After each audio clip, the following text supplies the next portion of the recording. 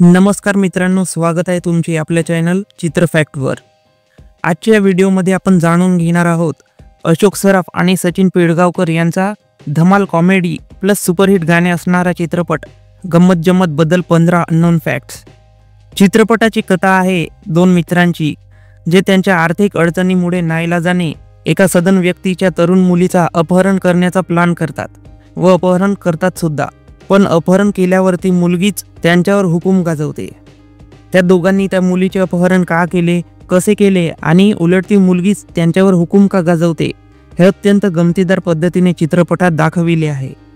तर चला मित्रांनो, आता पाहूया गंमत जम्मत चित्रपटाविषयी 15 अननोन फॅक्ट्स।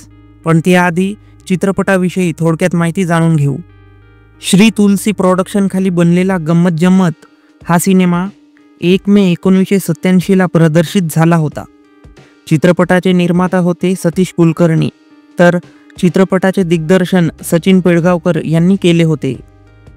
चित्रपटाची कथा, पटकथा व संवाद वसंत सबनीस यांनी लिहिले होते।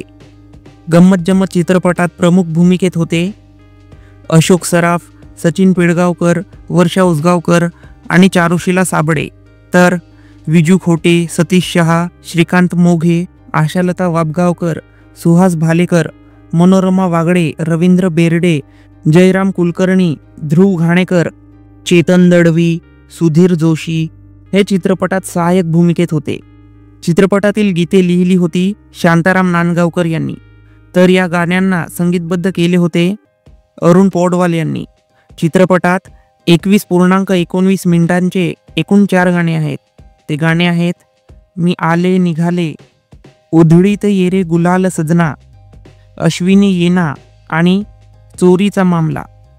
या गाण्यांचे पार्श्वगायन केले होते किशोर कुमार, अनुराधा पौडवाल आणि सचिन पिळगावकर यांनी। 1987 मध्ये गंमत जम्मत चित्रपटाशिवाय दे दणादण, मुका घ्या मुका, प्रेमासाठी वाटेल ते, प्रेम करूया खुल्लम खुल्ला यांसारखे अनेक कॉमेडी चित्रपट प्रदर्शित झाले होते।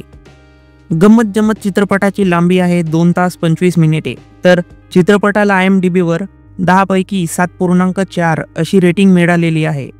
तर चला मित्रांनो, आता बघूया गंमत जम्मत चित्रपटाबद्दल 15 अननोन फॅक्ट्स। त्याआधी व्हिडिओला लाईक करा, कमेंट करा, नवे असाल तर चॅनलला सबस्क्राईब करून बेल आयकॉन नक्की दाबा। फॅक्ट नंबर 1, गंमत जम्मत हा वर्षा उसगावकर यांचा पदार्पणाचा म्हणजे पहिला चित्रपट होता। या चित्रपटाद्वारे त्यांनी मराठी सिनेसृष्टीत प्रमुख अभिनेत्री म्हणून पदार्पण केले होते। फॅक्ट नंबर 2, तत्कालीन हिंदीतील सुप्रसिद्ध गायक किशोर कुमार व हिंदीतीलच विनोदी अभिनेते सतीश शहा यांचा गंमत जम्मत हा पहिला मराठी चित्रपट होता। फॅक्ट नंबर 3, किशोर कुमार यांनी गंमत जम्मत चित्रपटातील अश्विनी येना हे गाणे गायले होते। हे किशोर कुमार यांनी गायलेले पहिले मराठी गाणे होते। चित्रपटात हे गाणे अशोक सराफ व चारुशीला साबळे यांच्यावर चित्रित झाले होते।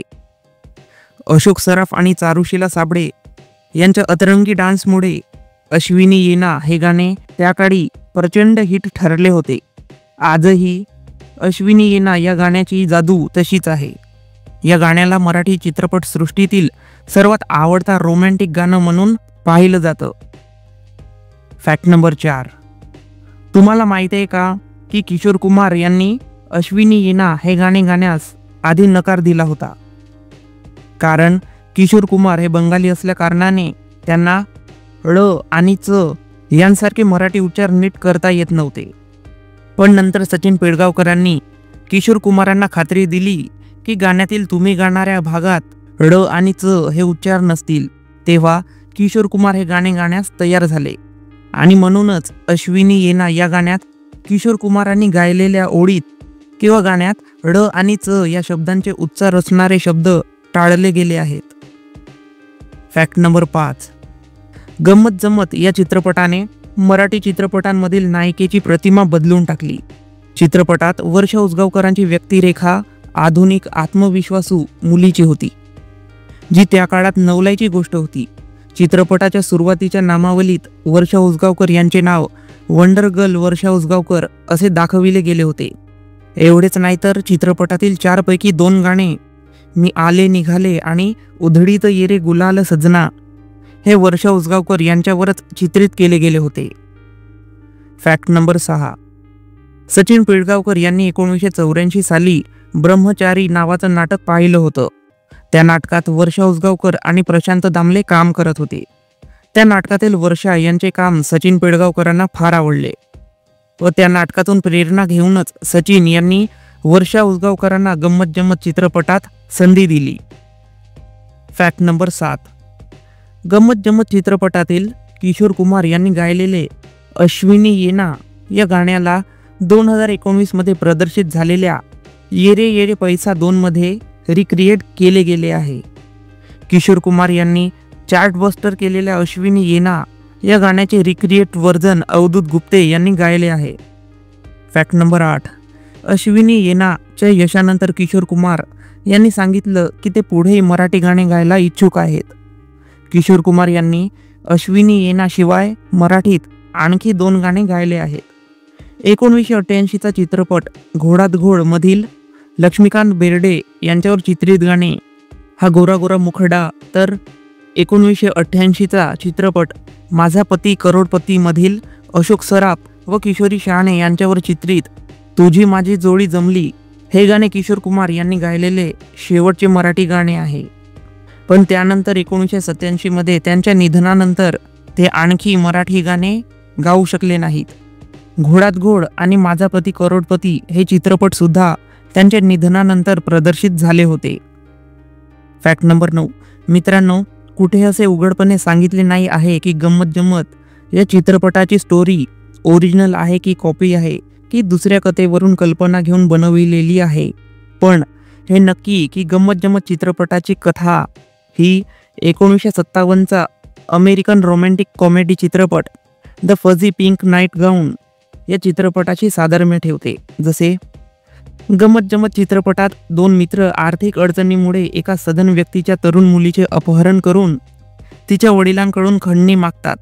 तसेच द फझी पिंक नाईट गाऊन चित्रपटात 2 गुंड एका अभिनेत्रीचे अपहरण करून तिच्या बदल्यात $50,000 खंडणी मागतात. तसेच गंमत जम्मत चित्रपटाप्रमाणेच चित्रपटाच्या शेवटी ती अभिनेत्री एका गुंडाच्या प्रेमात पडते. आहे की नाही जवळजवळ same story. The fuzzy pink nightgown हा चित्रपट 1956ची सिल्विया टेट लिखित त्याच नावाच्या कादंबरीवर आधारित होता. Fact number 10. सचिन पिळगावकरांनी दिग्दर्शित केलेला व अशोक सराफ यांच्यासोबत अभिनय केलेला हा दुसरा चित्रपट होता. 1984 मधील नवरी मिळे नवऱ्याला हा पहिला चित्रपट होता ज्याला सचिननी दिग्दर्शित केले होते व अशोक सराफ यांच्यासोबत अभिनयही केला होता. गंमत जम्मत चित्रपटानंतर अशी ही बनवा बनवी, आमच्यासारखे आम्हीच, नवरा माझा नवसाचा असे अनेक चित्रपट आहेत ज्यांना सचिन पिळगावकरांनी दिग्दर्शित केले आहे व अशोक सराफ यांच्यासोबत अभिनयही केला आहे. Fact number 11. मित्रांनो, गंमत जम्मत हा जरी वर्षा उसगावकरांचा ॲज अ लीड पहिला चित्रपट असला तरी वर्षा उसगावकर ह्या आपल्याला 1986चा चित्रपट तुझ्या वाचून कर्मेनामध्ये लहानशा सपोर्टिंग रोलमध्ये दिसतात.